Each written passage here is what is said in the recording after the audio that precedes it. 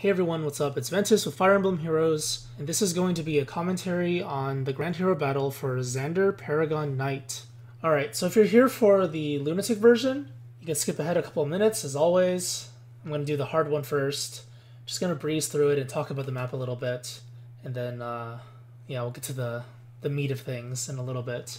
So let's begin. I'm going to use my arena team as always. This was last week's arena team, because the week just ended. It's the buffer team with Sharena, got Hana, rally attack, Sharena, rally attack and defense, Nino, Gronnblade, and is she skill inherited right now? Yeah, she is. Yeah, so skill inheritance is on. So I'm gonna breeze through this really quickly. There's Moonbow on Sharena and Lucina has a blue blade, but you know, it doesn't really matter. These are level 30s. Even if he didn't have skill inheritance, it'd be pretty easy. So we're just going to go over the characters on the map, the enemies. And then the Lunatic one will be when I turn off skill inheritance and, you know, try and grind through it. So starting with Xander, he has Siegfried. It's the range counter, 16 might sword, really powerful. He's also got armor blow 3. There's the armor blow. And then he also has Spur defense 3. Spur defense 3 can actually be a problem depending on your characters that you use. Hopefully it isn't though.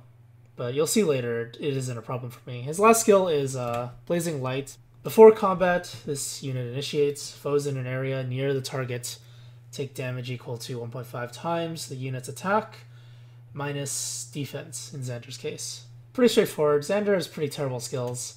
This guy, though, Green Cavalier man, or woman. Is it a man or a woman? I can't tell. I don't want to assume. Green Cavalier. This thing is really scary. Warding Blow, it's not that crazy. Warding Blow 2. Vantage, it's alright. That's the scary one. Hone Cavalry. Every time at the very beginning of the turn, Xander gets +6 attack and speed. And he needs that speed, because his speed is pretty garbage. But yeah, this is definitely a very scary part of the map. The Cavalier itself is also really scary. You might think, oh, let's just run Ursula and use Blue Wolf and one-shot Xander. You probably could do that. But this guy has a Green Wolf and will kill your Ursula, so that's probably not going to work. There are probably some strategies where Ursula can work. You just got to shield her from the green guy. Finally, this thing's last skill is Glacies. Damage boost equal to 80% resistance.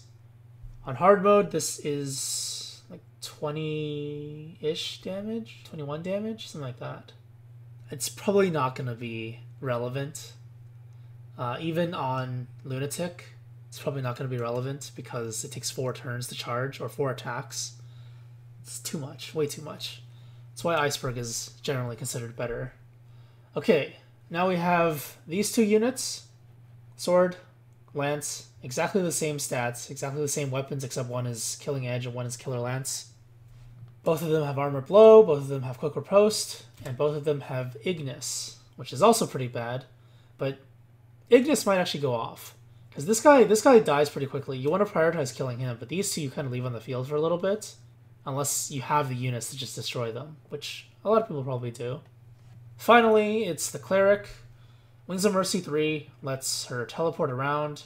If any of her allies are low HP, she can warp to them and heal them. She also has Hone Speed 3. So at the beginning of their turn, this Lance user actually gets more speed, so it becomes more difficult to fight him after turn 1. Her weapon is Gravity. If she hits you with it, you move very slowly for 1 turn or 1 action. Recover restores a ton of HP for a healing ability, but it makes the cooldown for that thing go up by 1. Generally speaking, this is probably not going to go off unless you can stall for a long time. Okay, so those are the units on the map. Let's proceed to just wreck the map with these units, because they're level 40, some of them are skill inherited, these guys are level 30. Technically, they're skill inherited too. Aha, it's somewhat even. Not really. Okay, so this is the formation that I'm starting off with. I probably should have put Lucina there, but whatever. It's only 4 defense, not really that big of a deal, especially on this difficulty. Nino's gonna go up, kill the red dude, and then the green thing is gonna walk up and kill itself. Pretty straightforward. This is a strategy you can also use on Lunatic, which you'll see very soon.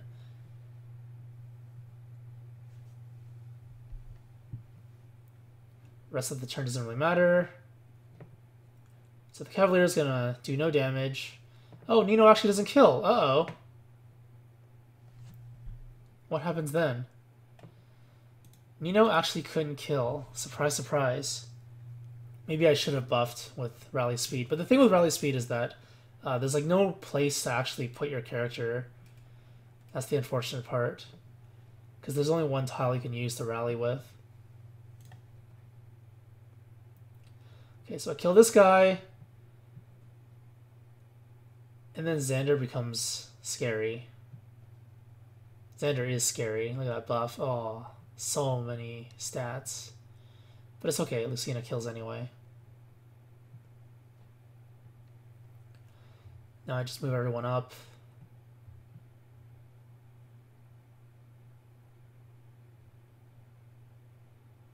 And I almost die. Now that is scary. If my characters were not over-leveled, I would have gotten wrecked using this strategy. So this strategy doesn't actually work that well if you're playing on Lunatic. But yeah, that's hard mode. But you guys aren't here for hard mode, as always. Hard mode is just the introduction, showing you the map, showing you the skills. Let's move on to Lunatic. That's when things get really serious. Okay, so we're on Lunatic now, and yeah, I guess I decided to troll, because this is really troll. What am I doing here? I wanted to test something. I wanted to see if I could actually buff Nino enough on Lunatic to actually kill this guy. Because obviously the strategy on hard mode didn't work too well. So before we begin with the troll run, let's check out the enemy stats. And I guess this is when you should start paying attention for real now. Alright, let's look at Xander's stats now. 61 HP, 48 attack, 25 speed, 38 defense, 17 resistance. He's got Armor Blow 3 and Spur Defense 3.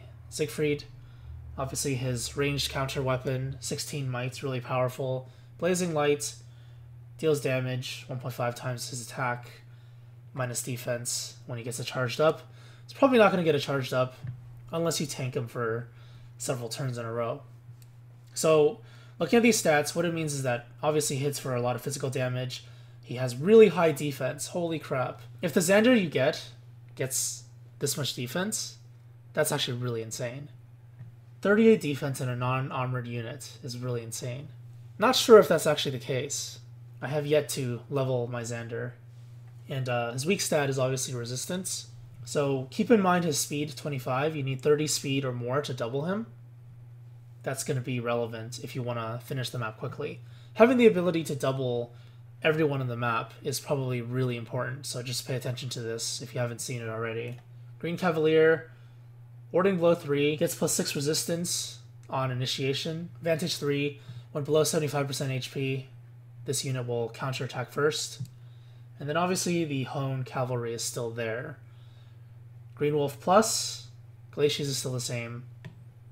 Now the stats. 40 HP, it's not that high, but it's not very low either. It's pretty average HP. 46 attack is very high for a unit like this. Low defense, high resist, 26 speed, so you need 31 speed to double the Green Cavalier. Sword Fighter, same stats as the Lance Fighter. Is it Lance Fighter? Whatever it is. These two have the same stats, same skills. Armored Blow 3, whenever the unit initiates attack, gets plus 6 defense. Quick Riposte 3, 70% HP or more, this unit will counterattack twice, regardless of speed, if you initiate the attack. Killing Edge Plus, this one is Killer Lance Plus, and both of them have Ignis. These two things are pretty insane, their stats. 52 HP is really high, and they're not even the boss. 42 attack, it's not that great. Their attack is actually pretty low. 31 speed. 31 speed is actually pretty decent. It means you need 36 speed to double. That means that a lot of units in the game can't double these guys unless they're tier 5. So you've got to be really careful when dealing with these two. Defense 30, really high. Resistance 23. It's actually pretty good resistance as well. So these two units are actually quite tanky, and they're hard to double. Finally, the Cleric. This unit is such a nuisance. So Wings of Mercy 3. Teleports the units below 50% HP. Hone Speed 3. Adjacent units at the beginning of turn get plus 4 speed. Gravity, whenever she deals damage to you, she lowers your movement to 1 for the next action. Recover, heals 15 HP, but it increases her cooldown by 1. So this thing has a 2 cooldown. This is +4 defense when she heals. It's probably never going to go off. Her stats, 42 HP is pretty high for a cleric. 34 attack is decently high as well. That's like a least level attack, and she's pretty strong for a cleric. 28 speed. It's not that great, but it's kind of hard to double her as well. You need 33 speed to double. Again, a lot of units that are not tier 5 are probably going to have a little bit of trouble doubling her. Depends on who it is, though. It's definitely easier to double her compared to the fighters, obviously. 24 defense, it's pretty high for a cleric, actually. And 36 resist, very high. Very scary, hard to kill with magic. So that's the introduction. I said last time I did the Grand Hero Battle video that I would do an introduction on Lunatic as well. Usually I just do it on hard, but you know, I'm doing it this time because let's say you do skip hard mode, because hard mode basically is nothing. It's like garbage content. Lunatic is what really matters. So if you skip hard mode, you won't actually hear me talk about these skills and the importance of speed thresholds and stuff like that. I don't talk about that on hard mode either. So this is, yeah, you don't need to know that stuff for hard mode because you can just kill them really easily with level 40s. But if they're all level 40, well, then you're gonna have some trouble, right? So let's get back to the map, back to the trolling. I don't know why I tried to do this. It obviously wouldn't have worked. I just had to think about it for a second, and I would have realized you can't actually super buff Nino on this map. Okay, so Nino moves up in position. She can't get a rally resistance because if I put Cecilia in range to rally, Cecilia dies to Xander. She can't get hone speed from the level, like level 2 or level 3 Matthew, because she's way out of range. Sharena's buffs go off, so basically only Sharena matters. These two are irrelevant. I'm a massive troll. And because all the buffs didn't go off, I'm going to do like no damage to anyone. So let's take a look. Oh, this is minus speed Nino, by the way. Minus speed Nino can't double these two. They have the same speed. Actually, neutral speed Nino can't double them either, but if you're a tier 5 Nino, neutral speed will double them because she has 36. Exact double. 13 damage to the red guy. 19 damage after the buff. Can't kill either of them. Basically, the map's already over. Don't do this. Don't troll like this. I actually trolled a lot. Level 2 Matthew. Look at that. Oh, he doesn't even have hone speed, so why did I even use him? This is what's called trolling. So don't do this. This time, instead of Nino, it's Tharja. Tharja, Sharena, Zephiel, and Anna? Hello? What's going on here? What kind of team is this? Okay, so for this team, rally attack, she also has a blade tome. This is a plus attack Tharja. You don't need to be plus attack. You overkill this guy super badly. All you need is the buff. This guy gets wrecked. And then when the Green Cavalier tries to do something, the Green Cavalier will get wrecked. Unless you put Zephiel in range. So this is actually pretty interesting. If you watch this sequence. For some reason I put Zephiel in range. Xander comes in to attack. Can't double because of Wary Fighter. This guy can't double because of Wary Fighter. The Cleric does double because of Wary Fighter being gone. And Zephiel's left with 7 HP. That's how tanky this guy is. This guy is so damn tanky. Holy crap, he's tanky. Well, part of the reason, actually, is because Anna has Spur resistance. But now what? He's tanky and all. He's kind of cool. But now what? I can't even kill the Cavalier because I don't have buffs. I can't kill Xander either because he one-shots me. He exact lethal. If you run +1 attack on Tharja, you could kill this guy with one of the Sacred Seals. If you run +3 HP, you can kill Xander. So those are some options you can consider. If you actually do that, I'd say the HP one's probably better. Kill Xander. 25-25 leaves him with 7 HP. You survive with 3 HP. And then you can walk up with Sharena and poke him to death. And then Anna can walk in range of the green guy, double attack, and kill the green guy. Now, the Cleric is going to move back. Won't do anything that turn. Because Anna's going to be here blocking, and she doesn't have attack range. And then the Lance Fighter is going to walk up to Anna, attack, do really low damage, and get doubled back. I don't think the Lance Fighter dies, but a lot of damage gets taken, for sure. And then the turn after, you can just finish off the map, most likely. So if you do that with this Tharja, this kind of Tharja, any kind of Tharja actually would work here. And it has to be tier 5. So this strategy can actually work, I'm pretty sure. Unfortunately for me, though, since I'm not using any skills other than the basic ones that you get by default, I can't use Sacred Seals because they're technically skills. S-slot skill. Oh, actually, I should mention, because this guy is buffed right now, she has 35 speed at the moment, I think. Anna has 38 speed as a tier 5. So she needs 2 more speed to actually double. Sacred Seal won't work there. If you give her like Fury or something, it would work. But if you don't want to use skill inheritance, then you're kind of out of options there. Alright, so for this timeline, instead of moving Zephiel up, which was really stupid by the way, just leave him there. Tharja is going to get attacked and then counterattacked because she still has buffs. Rauðrblade makes it so that she will actually have lethal on the green dude. Bam. Dead. Okay, so now we're here. So what happens now? Don't do that. Yeah, definitely don't do that. 11 damage dealt only. Ouch. That's pretty bad. 14 damage dealt. Ouch. That's also pretty bad. 5 damage dealt. Yeah, you're irrelevant. 20 damage dealt. Unfortunately, I can't lethal this guy now. If I attack him, Quick Riposte goes off, so I can't attack him. I have to leave them in range like this.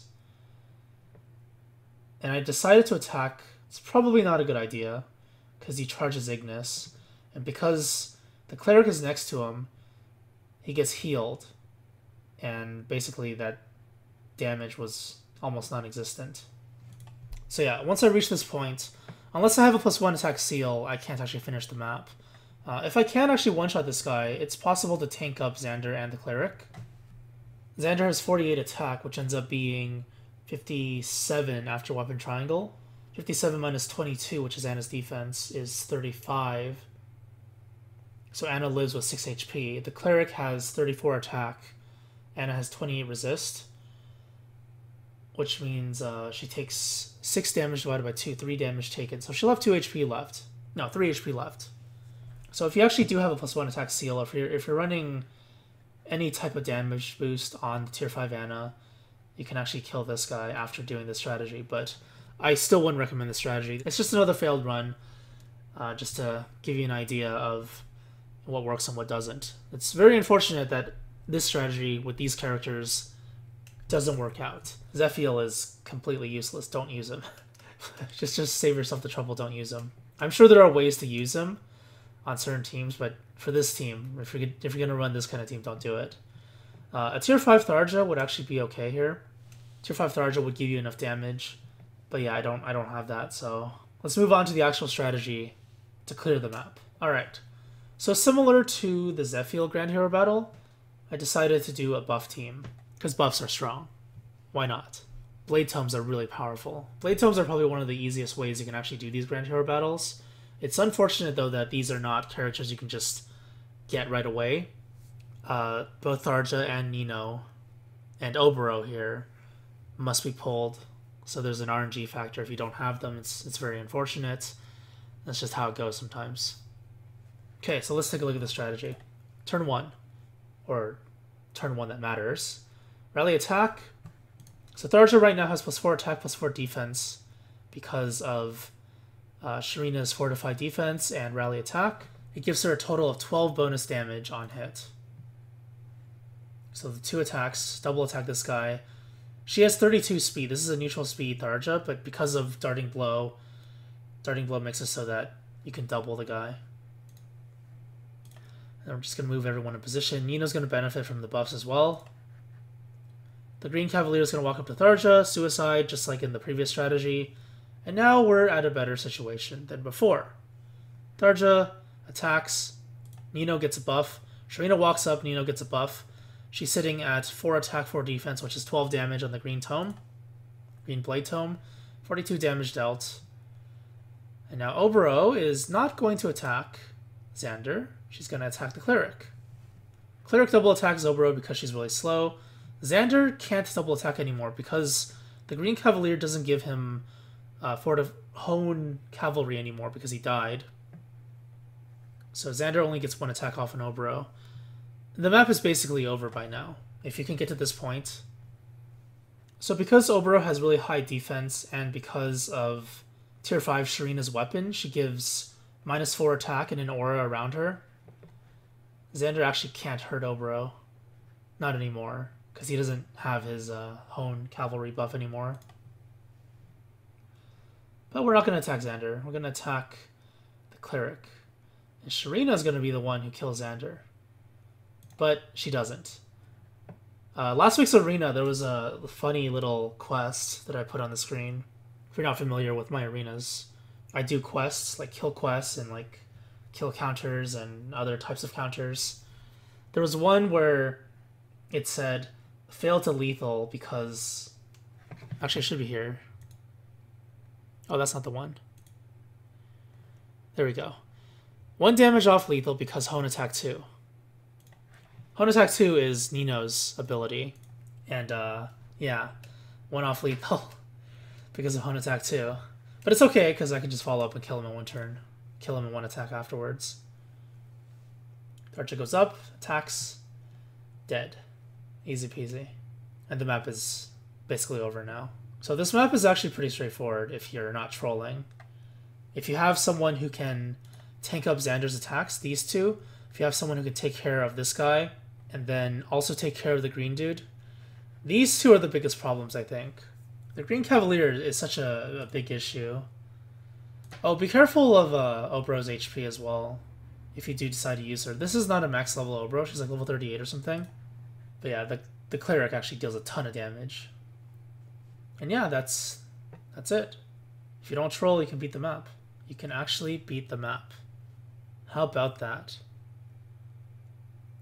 Words of wisdom, don't troll.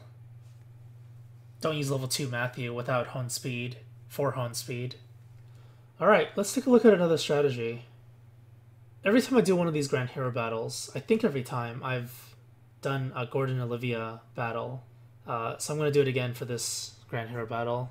Gordon plus attack minus resistance. Barst plus speed minus HP. Neutral and minus HP plus defense. Olivia doesn't really matter, her stats. But yeah, those are the stats. I'll put the stats in the description below as well. It doesn't matter that much, but you know, some people want it, so it's there if you want to see it. So this strategy is a little bit different from the Tharja one. Gordon attacks this guy, does like no damage because his defense is high. Barst repositions, dance, and then put Barst down here. So this is because Barst actually needs Olivia's buff. You can't put Barst there. And then you want to end off the turn by moving Tsubaki to the left here. It's actually very important to do that. Okay, so now Gordon's going to attack 9 times 2. Gets Spur attack, doesn't get Olivia's buff. It doesn't really matter. Barst is the one that matters. He gets the buff from Olivia because he stood there, and he double attacks this guy and gets lethal on him. Now Olivia has to dance for Gordon. And Gordon has to kill the Green Cavalier, because if you don't do that, Xander gets another buff, he becomes a lot stronger, and he becomes a huge problem. Also, if you leave him alive, he's just going to kill you. So obviously you can't do that either. Now this is why you put Tsubaki here. Gordon can't tank up Xander and the Cleric. It's funny, because Gordon has like 0 resist almost. He has 12 resist. It's really pitiful. He can't tank the Cleric. Definitely can't tank the Cleric. So you need to swap him out of range with Tsubaki. This makes it so that he doesn't take damage from Xander and only the Cleric will attack him. Now on this side, Barst is turned white. But aside from that, this guy actually can't kill Barst, despite having weapon triangle advantage, because Barst is pretty tanky. 23 damage only, and if the Cleric tries to attack, she can't kill either. So Barst will live no matter what. 0 damage dealt, doesn't really matter. Gordon takes 22 damage from the Cleric. Come on, Gordon, please. And then finally, Xander attacks Tsubaki for 0 damage. Tsubaki has really high defense for a Pegasus Knight. He also has a Sapphire Lance, so instead of 20%, it's 40% for weapon triangle. Deals 40% more damage, takes 40% less. And once you have Tsubaki in position here, you can probably just end the map. So the Sword Fighter needs to die. You actually get exact lethal on him. 13-13 is 26 damage. And then you sing again. 13, 13, 26, exact lethal. But this is a plus attack Gordon. So if you have a neutral Gordon or a minus attack Gordon, this is not going to work. He's going to deal 3 less damage if it's neutral, 6 less damage per hit, I should say, if it's minus attack.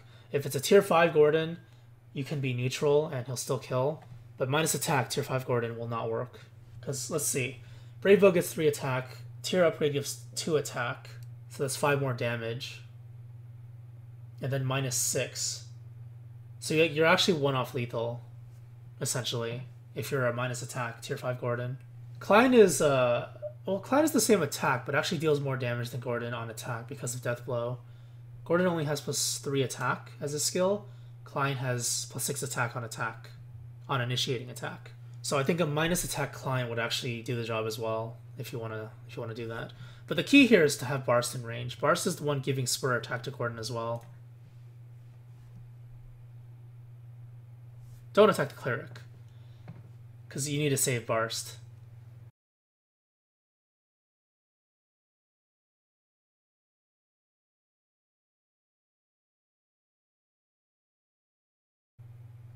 Okay, now the cleric is there. Just end the turn. Cleric cannot kill Barst. Cleric does basically nothing, no damage. Although if the cleric attacks again, Barst will die, so gotta be careful of that. Xander is Blazing Light now. So I mentioned that he's never gonna get the skill unless you just tank him up. This is what I was talking about. This is just tanking him up. Kill the cleric with Gordon, and now the map is basically gonna be over. You can actually tank up Xander infinitely with Tsubaki. So he continues hitting for 0. Oh, 22 damage. It's pretty strong. Oh, wait, no. 0 damage afterwards. So it's actually impossible for Xander to ever kill Tsubaki. Gordon deals 10 damage only. Let's just end the map. Tsubaki attacks for 22, takes 0 damage in return, and then Gordon finishes him off with 5 times 2. 9 times 2. 9 times 1. So yeah, that's another strategy. It took like 2 or 3 tries for me to get that one down, but the biggest issue was mainly making sure that Tsubaki was in range to swap. That was the issue. If you leave Gordon in range, then you get screwed. Alright, let's take a look at a funny strategy. This one is actually really hilarious. I was thinking, okay, this guy here, Henry, on paper, he should do pretty well in this map, right? 2 physical damage dealers up here. He has really high defense and HP. Green Tome? He has Green Tome Breaker. So theoretically, he would actually be pretty good, wouldn't he? Okay, let's see what happens. Rally attack. Attack for 10 damage. No double because he's slow as a snail. He's also not level 40. Doesn't really matter, though. Now look at his stats, though. Look at these stats. 41 HP is really crazy for a mage. Especially when you're not max level. This is 29 attack, so it's like Odin level of garbage attack. This is 29 defense. That's exceptional for a T4 mage. 25 resistance. That's pretty good too. 16 speed. Yeah, not really. Not so much. But the thing is, Green Tome Breaker makes it so speed is irrelevant. You always double attack the green guy. Right? Let's see what happens. So this guy attacks 9 times 2. Basically no damage dealt. It's pretty good. He's doing his job. He doesn't drop below 50% HP, so Green Tome Breaker will still go off. Damn, everything's going according to plan, right? Henry's gonna carry the map for me. 12 damage only? Wow, Henry's so tanky. Look at that. He's still alive. And now he has Ignis, too. Oh, look at that damage. 24 damage with Ignis? Holy crap, that's a lot of damage. This is great. And then he hits for 0. Yeah. And then he hits for 0. Despite having open triangle advantage, his guaranteed double attack is a 0. Okay. Don't use Henry. Alright? Just do yourself a favor. Just don't use him. Alright, let's do one final run with strong units. There's a lot of skill inheritance on this team.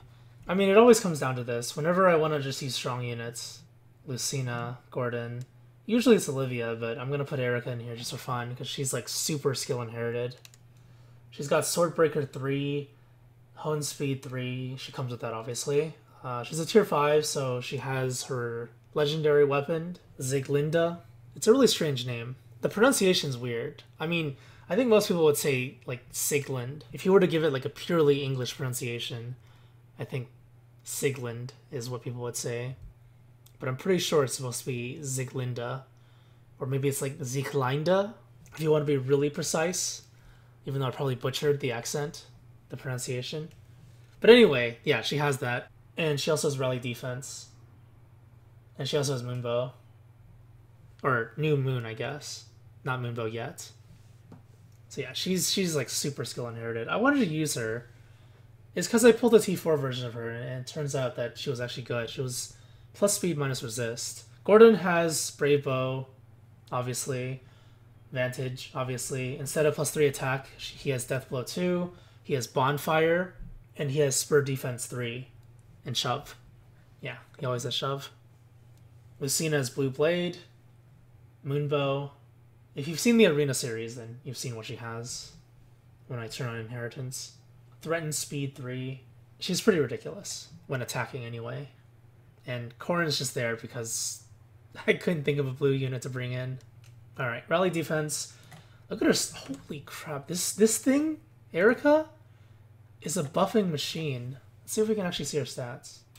Gotta slow-mo this. Look at that. One person alone. Plus 3 attack, plus 4 speed, plus 4 defense. Oh man, that's crazy. 44 times 2 damage. Ouch. And now Moonbow's about to be charged. This guy attacks, gets Moonbowed back, doesn't die, even without the plus 3 speed seal. And then 1 damage. Oops. Alright, Lucina backs off because she can't do anything. She can't attack anyone, basically. If she attacks anyone, she's gonna get me killed, so she has to back off. Gordon goes up, gets vantaged, but it's okay. Even though his resist is awful, he can take a vantage attack, 1 attack, but only 1 attack. And then I'm gonna move Erica up. This makes it so that Xander can't move in. This guy will be forced to attack Erica or Corrin. So Xander has no viable targets. She's not gonna move. He's not gonna move. Or is that a she as well? I can never tell, because their faces are all blocked. You can kind of tell by their hair. Not really. Guys can have long hair too, so it might be a guy too. I don't know. Whatever. The generic thing. Hits for 20, weapon triangle advantage. Hits back for 0-0. Doesn't matter here. This guy, remember he has really high defense? Gordon doesn't care. Oh, look at that. Bonfire damage. Ouch. Lucina doesn't care either. She just always hits for high damage. And then Xander versus Corrin is just like in Conquest. Except I don't think it turns out like this.